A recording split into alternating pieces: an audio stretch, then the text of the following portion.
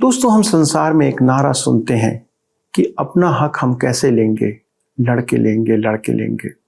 लेकिन आज परमेश्वर का वचन हमें इसके विपरीत शिक्षा देता है कि एक दूसरे की सह लो और एक दूसरे को क्षमा करो। क्या दोस्तों, आपके जीवन में ये बातें विद्यमान हैं? यदि नहीं और आप इस विषय में सीखना चाहते हैं तो कृपया हमारे साथ इस अध्ययन में शामिल हो जाएं और जानिए कि परमेश्वर का वचन इस संदर्भ में क्या कहता है।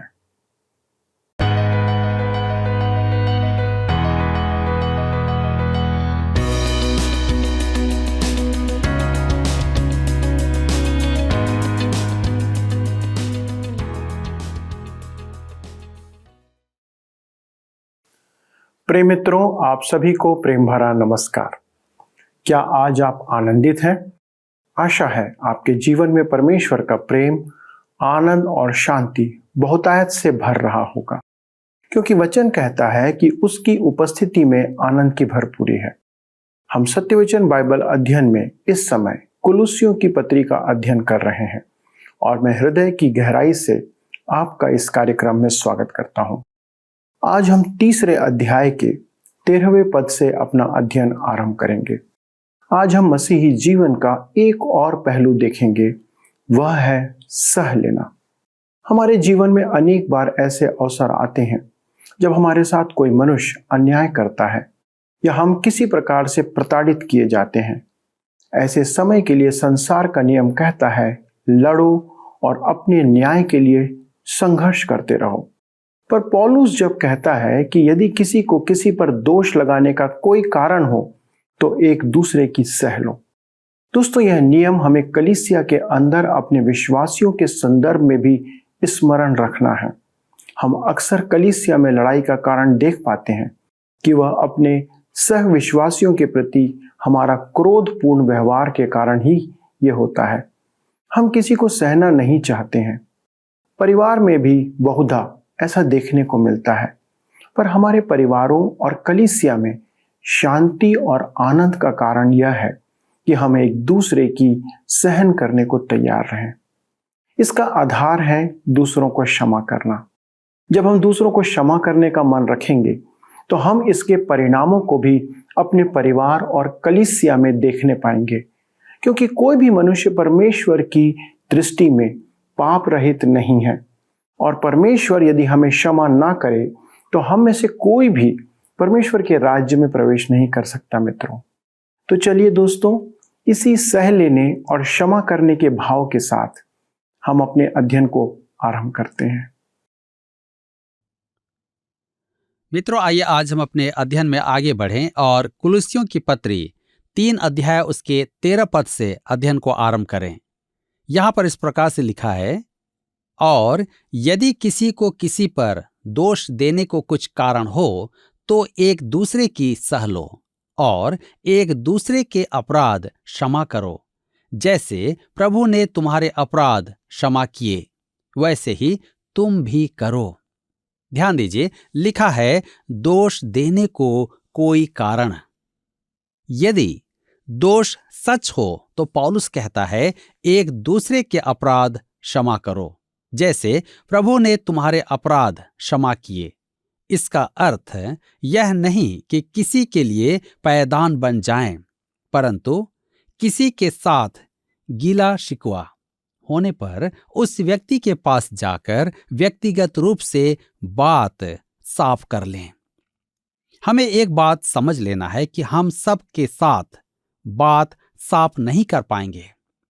प्रभु यीशु ने भी फरीसियों को झिड़का था, उसमें क्षमा का अंश नहीं था। उन्होंने उससे क्षमा नहीं मांगी थी। पौलुस के कहने का अर्थ है कि प्रभु यीशु ने हमें इतनी बड़ी क्षमा प्रदान की है कि यदि हम अपना पांव दबा देने पर किसी को क्षमा कर दें तो हमें कष्ट नहीं होना चाहिए। हमें भी यीशु की नाई क्षमादान करना है। कुलुस्सियों की पत्री 3 अध्याय उसके 14 और 15 पद में लिखा है, और इन सब के ऊपर प्रेम को, जो सिद्धता का कटिबंध है, बांध लो और मसीह की शांति, जिसके लिए तुम एक देह होकर बुलाए भी गए हो, तुम्हारे हृदय में राज्य करे और तुम धन्यवादी बने रहो। ध्यान दीजिए, प्रेम, प्रेम धारण करो। इस पद में आत्मा के दो फल हैं, प्रेम और शांति। राज्य, परमेश्वर की शांति हमारे मन में राज करे। तब हम कुलुस्सियों की पत्री 3 अध्याय के 16 पद में आगे पढ़ते हैं। मसीह के वचन को अपने हृदय में अधिकाई से बसने दो और सिद्ध ज्ञान सहित एक दूसरे को सिखाओ और चिताओ और अपने अपने मन में अनुग्रह के साथ परमेश्वर के लिए भजन और स्तुति गान और आत्मिक गीत गाओ। मेरे प्रियो, ऐसे बहुत से लोग होते हैं जो सिद्धांतों पर अटल होते हुए भी विश्वास में रूढ़िवादी बनना चाहते हैं। यह अति महत्वपूर्ण है और मेरे विचार में मुझसे अधिक इस पर अन्य कोई बल नहीं देता होगा। ये लोग बाइबल अध्ययन पर बल देते हैं, परंतु उसमें उपस्थित नहीं होते। वे परमेश्वर के वचन का बहुत कम ज्ञान रखते हैं। लिखा है मसीह के वचन में, यूहन्ना रचित सुसमाचार 15 अध्याय उसके 3 पद में प्रभु यीशु ने कहा, तुम तो उस वचन के कारण जो मैंने तुमसे कहा है शुद्ध हो।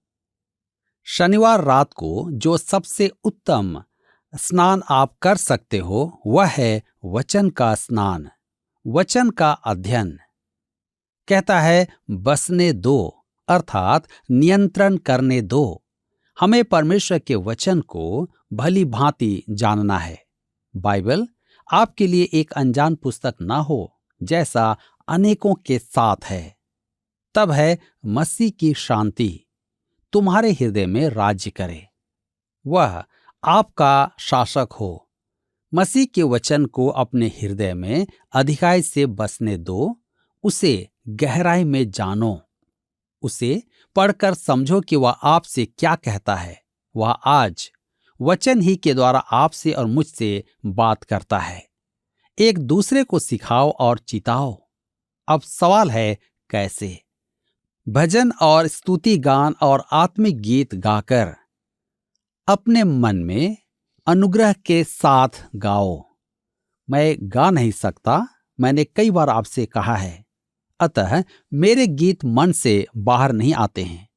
दूसरे शब्दों में मुख्य बात यह है कि परमेश्वर का वचन हमारे जीवन पर ऐसा अद्भुत प्रभाव रखे जैसा पौलुस ने यहाँ वर्णन किया है। तब हम कुलुस्सियों के पत्री 3 उसके 17 पद में पढ़ते हैं, वचन में या काम में जो कुछ भी करो सब प्रभु यीशु के नाम से करो और उसके द्वारा परमेश्वर पिता का धन्यवाद करो। मेरे मित्रों, क्या आपको मसीही आचरण का मानक चाहिए? क्या आपको आचरण के लिए कोई नमूना चाहिए? क्या आपको नियमों की अपेक्षा एक सिद्धांत चाहिए? पौलुस हमें यहाँ एक सिद्धांत देता है। वह यह नहीं कहता है कि हम क्या करें क्या नहीं करें। वह कहता है सब कुछ प्रभु यीशु के नाम में करो और उसके द्वारा परमेश्वर पिता का धन्यवाद करो। मेरे प्रियो, आप घर में, कार्यालय में अनेकों के संबंध में कुछ भी करते हैं। क्या आप कह सकते हैं मैं प्रभु यीशु के नाम में काम कर रहा हूं? यदि आप कह सकते हैं और वास्तव में कर रहे हैं तो करें। यह हमारे जीवन का एक महान मापदंड है। अब पौलुस परिवार की पवित्रता के विषय पर आता है। आप देखेंगे कि वह उन्हीं बातों की चर्चा करता है जो उसने इफिसुस की कलीसिया से कही थी। उसने उनसे कहा है कि वे आत्मा से भर जाएं। तदुपरांत उन्हें ये निर्देश दिए। यहां वह लिखता है मसीह के वचन को अपने हृदय में अधिकाई से बसने दो। तदुपरांत वह मसीही जीवन के निर्देश को देना आरंभ करता है। पवित्र आत्मा से भर जाने का अर्थ क्या है? इसका अर्थ यह भी है कि आप मसीह के वचन को अपने हृदय में भर लें। परमेश्वर का वचन आत्मा से प्रेरित होता है। मेरे विचार में आप जब तक परमेश्वर के वचन के ज्ञान से पूर्ण न हो जाएं, तब तक आप आत्मा से नहीं भर सकते और न ही प्रभु यीशु की सेवा कर सकते हैं। मसीह के वचन को अपने हृदय में अधिकाई से बसने दो। अब जब मसीह का वचन आपके हृदय में अधिकाई से बस गया है तो वह आपके जीवन में अपना काम करेगा और उसका प्रभाव आपके परिवार पर भी पड़ेगा। कुलुस्सियों की पत्री 3 अध्याय के 18 पद में लिखा है, हे पत्नियों, जैसा प्रभु में उचित है वैसा ही अपने अपने पति के अधीन रहो। यह घर में व्यवस्था के निमित्त है, पति के आत्माभिमान के लिए नहीं है। मैं नहीं सोचता कि परमेश्वर एक अविश्वासी की पत्नी को जो उससे पिटती रहती है और परमेश्वर विरोधी आचरण के लिए बाध्य की जाती है, उसके अधीन रहने का आदेश देगा। मुझे एक महिला का पत्र मिला। उसने लिखा कि उसका पति उद्धार से रहित है और शराब पीकर उसे मारता पीटता है, परंतु वह सोचती है कि विश्वासी होने के कारण वह उसे त्याग नहीं सकती है। मेरे विचार में परमेश्वर ने किसी स्त्री से नहीं कहा कि वह शराबी पति के साथ जीवन निर्वाह करे। वह अपना व्यक्तित्व, अपना आत्मसम्मान खो देती है और उसके अधीन रहने के कारण वह उसके स्तर तक नीचे गिर जाएगी। वह जैसा प्रभु में उचित है वैसा ही उसके अधीन रहे। कुलुस्सियों की पत्री 3 अध्याय के 19 पद में लिखा है, हे पतियों, अपने अपनी पत्नी से प्रेम रखो और उनसे कठोरता न करो।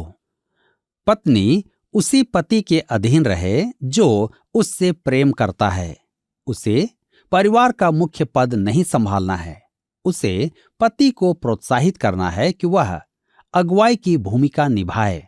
मेरे विचार में यह एक अनुचित शपथ है कि विवाह के समय पत्नी कहे कि वह पति की आज्ञा मानेगी। मैंने यह शब्द हटा दिए हैं। मसीही विवाह में इस शब्द का स्थान नहीं है। कुलुस्सियों की पत्री 3 के 20 में लिखा है, हे बालकों, सब बातों में अपने अपने माता पिता की आज्ञा का पालन करो, क्योंकि प्रभु इससे प्रसन्न होता है। संतान को अपने माता पिता की आज्ञा का पालन करना है। इसका अर्थ यह नहीं कि एक 24 वर्ष का पुत्र अपनी मां के पल्लू से बंधा रहे। उसे बढ़ना है। वह विवाहित हो या अविवाहित, उसे अपने माता पिता से दूर होना आवश्यक है। आज हम किशोरों को माता पिता से विद्रोह करते देखते हैं। मेरे विचार में परमेश्वर ने किशोरों के अलग होने की यह प्रकृति रखी है। दूध छुड़ाने का समय आता है और उन्हें आत्मनिर्भर रहना सीखना होगा। मैंने कुछ पुस्तकों को पढ़ा है कि युवकों को विवाह पश्चात भी अपने माता पिता की आज्ञा माननी चाहिए। उत्पत्ति की पुस्तक 2 अध्याय के 24 पद को देखें। यह पद बच्चों के लिए है जो वयस्क नहीं हैं। कुलुस्सियों की पत्री 3 के 21 में आगे लिखा है, हे बच्चे वालों, अपने बालकों को तंग न करो, न हो कि उनका साहस टूट जाए।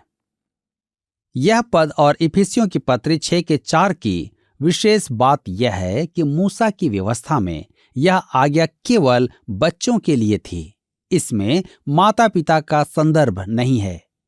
क्या व्यवस्था ने माता पिता को निर्देशक की अपेक्षा शासक बनाया था? नहीं। नीति वचन से स्पष्ट है कि बच्चे के लिए परमेश्वर की इच्छा ज्ञात करने का उत्तरदायित्व माता पिता को सौंपा गया था। नीति वचन 22 के 6 में लिखा है, लड़के को शिक्षा उसी मार्ग की दे जिसमें उसको चलना चाहिए, और वह बुढ़ापे में भी उससे न हटेगा। अब प्रेरित पौलुस कार्यालय में पवित्रता की चर्चा करता है। स्वामी और कर्मियों में परस्पर संबंध। कुलुस्सियों की पत्री 3 अध्याय उसके 22 पद में लिखा है, हे सेवकों, जो शरीर के अनुसार तुम्हारे स्वामी हैं, सब बातों में उनकी आज्ञा का पालन करो, मनुष्यों को प्रसन्न करने वालों की नाई दिखाने के लिए नहीं, परंतु मन की सिधाई और परमेश्वर के भय से। ध्यान दीजिए, दिखाने के लिए। यह नए नियम में एक विचित्र शब्द है, विशेष करके पौलुस के लेखों में। उसके कहने का अर्थ आज के संबंध में है कि अपनी दृष्टि घड़ी पर नहीं, मसीह पर रखो, क्योंकि आपकी सेवा वास्तव में मसीह यीशु की सेवा है। आपको इसी मानसिकता के साथ काम करना है। विश्वासी प्रभु यीशु को समर्पित होने की बात करते हैं, उसकी सेवा करने की इच्छा प्रकट करते हैं, परंतु वे आलसी हैं। हमारे कार्यालय में ऐसा एक युवक था। वह बोलता था परंतु करता नहीं था। मैं आपसे स्पष्ट कहना चाहता हूं कि यदि आप काम में आलसी हैं तो आप प्रभु यीशु को समर्पित नहीं हैं। पौलुस ने मसीही जीवन को न्यूनतम स्तर पर ला रखा है। उसका एकमात्र लक्ष्य था। फिलिपियों की पत्री 3 अध्याय उसके 13 और 14 पद में लिखा है, हे भाइयों, मेरी भावना यह नहीं कि मैं पकड़ चुका हूं, परंतु केवल यह एक काम करता हूं कि जो बातें पीछे रह गई हैं उनको भूलकर आगे की बातों की ओर बढ़ता हुआ निशाने की ओर दौड़ा चला जाता हूं, ताकि वह इनाम पाऊं जिसके लिए परमेश्वर ने मुझे मसीह यीशु में ऊपर बुलाया है।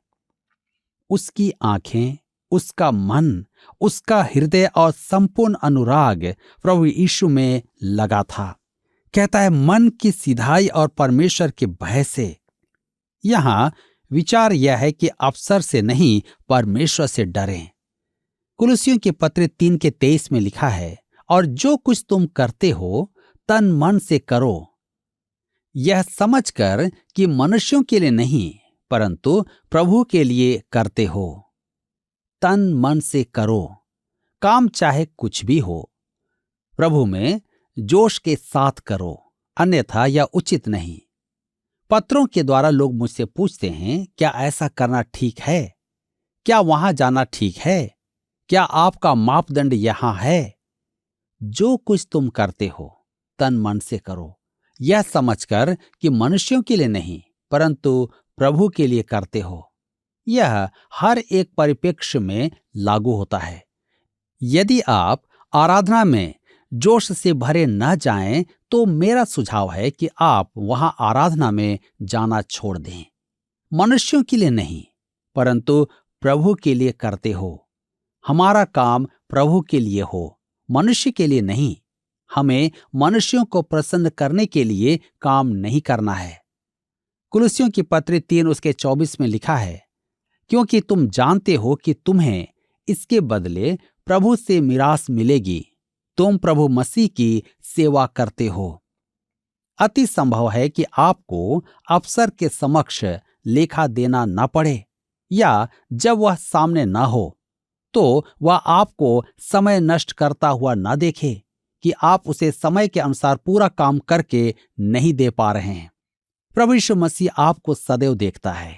आपको अपना लेखा प्रभु यीशु को देना होगा। आप उसमें हैं और आप उसके हैं। आपको अपने जीवन का लेखा उसको देना होगा, क्योंकि हम इस पृथ्वी पर प्रभु यीशु का प्रतिनिधित्व करते हैं, तो वह चाहता है कि हम उसके विश्वास योग्य प्रतिनिधि हों। ऐसे बहुत से लोग हैं जो दीन हैं और अपने काम में विश्वास योग्य हैं। हम उनके बारे में कुछ नहीं जानते, न ही उन्हें जानते हैं। वे अपने नियोजक, अपनी कलीसिया, अपने परिवार, अपने पास्टर के प्रति विश्वास योग्य हैं। उन्हें मनुष्य नहीं जानता, केवल प्रभु यीशु उन्हें जानता है। उन्हें प्रतिफल अवश्य मिलेगा। मेरे विचार में हम उन्हें प्रतिफल पाते देख आश्चर्यचकित हो जाएंगे। लिखा है, तुम प्रभु मसीह की सेवा करते हो। इससे यहां प्रभु की सेवा का भिन्न परिप्रेक्ष्य प्रकट होता है। परमेश्वर की सेवा में आलसी लोगों की कमी नहीं है। मैं तो कहूंगा कि आलस्य सेवा का एक श्राप है। कलीसिया के कर्मियों में आलस्य पाया जाता है। काम करते समय समय गंवाना बहुत आसान है, क्योंकि कोई नहीं देखता है। हमें स्मरण रखना है कि हम प्रभु यीशु की सेवा करते हैं और हमें लेखा देना होगा। कुलुस्सियों की पत्री 3 उसके 25 पद में लिखा है, क्योंकि जो बुरा करता है वह अपनी बुराई का फल पाएगा। वहां किसी का पक्षपात नहीं। जी हां, वह आपके और मेरे जीवन में सब कुछ सीधा करेगा, जिसे हम यहां सीधा नहीं कर सकते। इसका अर्थ ठीक यही है। परमेश्वर की सेवा करना एक सौभाग्य है। संडे स्कूल की कक्षा में पढ़ाना भी एक सौभाग्य है, परंतु आप यह न सोचें कि आप कुछ विशेष हैं। प्रभु यीशु आपकी विश्वास योग्यता का न्याय करेगा। परमेश्वर पक्षपात नहीं करता है, वह सबका न्याय बराबरी से करेगा। मेरे मित्रों, हम जीवित मसीह से जुड़े हुए हैं। यह कैसी महान बात है। मैं अपनी क्षमता या शक्तियों में इसे प्राप्त नहीं कर सकता, परंतु प्रभु कहता है कि वह मेरी सहायता करेगा। केवल मुझ में कार्य करने के द्वारा पवित्र आत्मा इस ऊंची बुलाहट को पूरा कर सकता है। वह चाहता है कि मैं इस पृथ्वी पर प्रत्येक संबंध में उसकी छवि को प्रकट करूं। आपकी और मेरी बुलाहट कैसी महिमामय है। क्या आपको इससे जोश नहीं आता? बैतलहम के शिशु को ना देखें। परमेश्वर की दाहिनी ओर उपस्थित जीवित प्रभु यीशु के पास जाएं। अभी हम नौकरी के स्थान पर पवित्रता की चर्चा कर रहे थे। अध्याय 3 के अंत में हमने कर्मियों और नियोजकों का प्रबोधन किया था। कुलुस्सियों की पत्री 4 अध्याय उसके 1 पद में लिखा है, हे स्वामियों, अपने अपने दासों के साथ न्याय और ठीक ठीक व्यवहार करो, यह समझकर कि स्वर्ग में तुम्हारा भी एक स्वामी है। स्वामियों, पौलुस सेवकों से ही नहीं, स्वामियों से भी कुछ कहता है। ठीक ठीक अर्थात ना नीचा ना ऊंचा। स्वामी अपने सेवकों के साथ उचित व्यवहार करे, यह समझकर कि स्वर्ग में तुम्हारा भी एक स्वामी है। स्वामियों को भी एक दिन प्रभु यीशु के सामने खड़ा होना पड़ेगा। प्रत्येक विश्वासी, चाहे स्वामी या सेवक, प्रभु यीशु को लेखा देंगे। यहां सुसमाचार व्यवहारिक होता है। आप जो कुछ भी करते हैं, आपको प्रभु के लिए करना है, क्योंकि आपको उसकी संतान होने के कारण उसे लेखा देना होगा। मेरे मित्रों, आज मैं आपसे पूछना चाहता हूं, क्या आप उसके सामने लेखा देने के लिए तैयार हैं? आपका व्यवहार किस प्रकार का है? आज आपके पास समय है कि अपने आप को प्रभु के हाथों में सौंपें, ताकि हम उसके वचन के अनुसार अपने जीवन जी सकें। परमेश्वर आप सबको आज के अध्ययन के द्वारा आशीष दे। दोस्तों, आज हमने एक और मसीही सिद्धांत को सीखा कि वचन को अधिकाई से अपने हृदय में बसने दो। यदि कोई ग्लास या बर्तन हो जिसमें पानी भरा हुआ है, तो आप उसमें और पानी नहीं डाल सकते। उसी प्रकार यदि आपके हृदय में परमेश्वर का वचन भरा हुआ हो, तो आप उसमें कोई और विचार, गलत बातें भर नहीं सकते। यदि आपको ऐसा करना हो, तो आपको पहले उसे खाली करना होगा। परमेश्वर का वचन हमें सिखाता है और चिताता है। वचन को अपने हृदय में भरने के लिए आपको वचन पढ़ना होगा, वचन पर मनन करना होगा और दिन रात उस पर ध्यान करना होगा। तभी आपका हृदय वचन से भरा रहेगा। हमारा इस कार्यक्रम के माध्यम से यही प्रयास है कि आपको प्रतिदिन के लिए वचन की शिक्षा प्रदान करें और आपका हृदय दिन भर वचन से भरा रहे। दोस्तों, बहुत सी बार हमें वचन की शिक्षा आज के संसार की तुलना में अप्रासंगिक लगती है, पर मैं आपसे निवेदन करना चाहता हूं कि आप एक बार वचन को अपना कर उस पर चल कर देखें और परमेश्वर पर विश्वास करके उसके वचन के अनुसार चलें, क्योंकि परमेश्वर ने ऐसा कहा है कि परख कर देखो कि यहोवा कैसा भला है। आपको परमेश्वर को एक मौका देना ही चाहिए। आप अनेक प्रकार से जीवन में प्रयास करते रहते हैं। एक बार परमेश्वर के वचन को और परमेश्वर को भी अपने जीवन में परख कर देखें। यह मेरा आपसे निवेदन है। आइए दोस्तों, इन सब बातों के लिए हम परमेश्वर को धन्यवाद दें और प्रार्थना करें। हमारे स्वर्गीय पिता, हम धन्यवाद देते हैं आपके इन सुंदर वचनों के लिए जो जीवनदायक हैं और इसके द्वारा से पिता हम ऐसी बातों को सीखते हैं जो हमारी कलीसिया और परिवार के लिए लाभदायक है। प्रभु, हमारी प्रार्थना है कि आज का अध्ययन हमारे हृदय में बसने पाए और वो अधिकाई से हमारे जीवन को संचालित करे। होने दे पिता परमेश्वर, हमारे सभी भाई बहनों के परिवार में जहाँ पर किसी न किसी प्रकार की समस्या है, विरोधाभास है, प्रभु वहाँ पर आप क्षमा करने की आत्मा, एक दूसरे की सह लेने की आत्मा आप उंडेलें प्रभु, ताकि उनके स्थानों में शांति और आपकी आशीष बढ़ने पाए। पिता परमेश्वर, हम उन सब परिवारों को स्मरण करते हैं जिनमें किसी न किसी परिवार से कलह और क्लेश है, लोगों के बीच में बैर है, वैमनस्यता है। प्रभु अनुग्रह करें, आपका प्रेम और आपके क्षमा करने की आत्मा उनके जीवन में आप डालें, ताकि हर कोई विश्वासी एक दूसरे को क्षमा करते हुए आपके वचन में बढ़ते चले जाए। इस विनती को सुनने के लिए धन्यवाद देते हुए इस प्रार्थना को प्रभु यीशु क्रिस्ट के नाम से मांगते हैं, आमीन।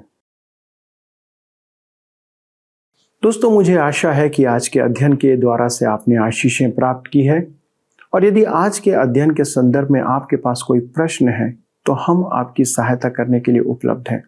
कृपया हमें फ़ोन, SMS या पत्र के द्वारा संपर्क करें। अगले प्रसारण में इस अध्ययन को आगे बढ़ाएंगे। तब तक एक दूसरे को क्षमा करते हुए एक दूसरे की सहने की आदत अपने जीवन में डालें। प्रभु आपको आशीष दे। आइए अब हम प्रश्नों को देखें। पिछले प्रश्न का उत्तर है डी, यीशु मसीह। नया मनुष्यत्व जो एक विश्वासी को धारण करने को दिया जाता है वह यीशु मसीह है। आज के अध्ययन पर आधारित प्रश्न है, विश्वासियों को अपने हृदय में किस चीज को अधिकाई से बसाना आवश्यक है? ए, प्रेम, बी, वचन, सी, आदर, डी, आराधना। मित्रों, इस प्रश्न का उत्तर हमें कल सुबह 6 बजे से पहले विकल्प A, B, C या D के साथ अपना नाम, पता, स्थान के साथ 9651433397 पर SMS या WhatsApp करें। सभी विजेताओं को विशेष पुरस्कार प्रदान किए जाएंगे। धन्यवाद। क्या आपको यह कार्यक्रम पसंद आया? अभी हमें एक मिस कॉल करें और आप अगले विजेता हो सकते हैं।